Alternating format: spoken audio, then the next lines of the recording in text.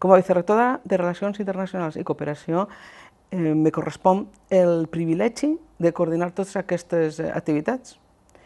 i mantenir una sintonia en les activitats que depenen de la Fundació General, el personal de la qual es volca incondicionalment en aquests projectes. Per això, compte en la imprescindible col·laboració del delegat del rector per a cooperació i la complicitat del delegat del rector per a estudiants,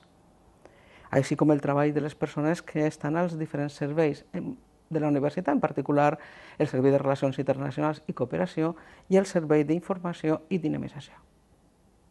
La comunitat universitària participa de manera generosa amb el seu esforç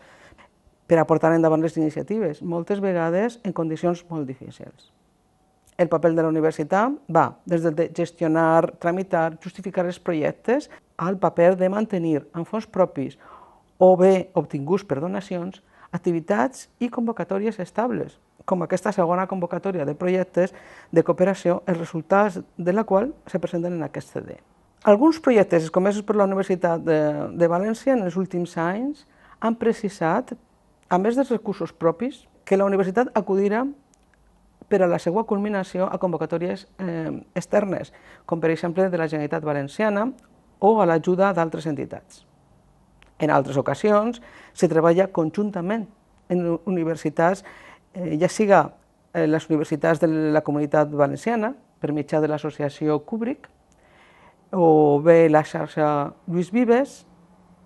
o la sectorial de cooperació de la CRUE,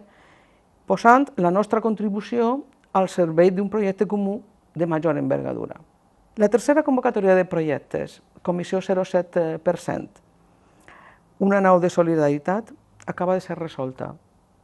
a la fi de juliol de 2011. I estic convençuda que els resultats d'aquests projectes seran tan satisfactoris com els que resumeixen en aquesta memòria.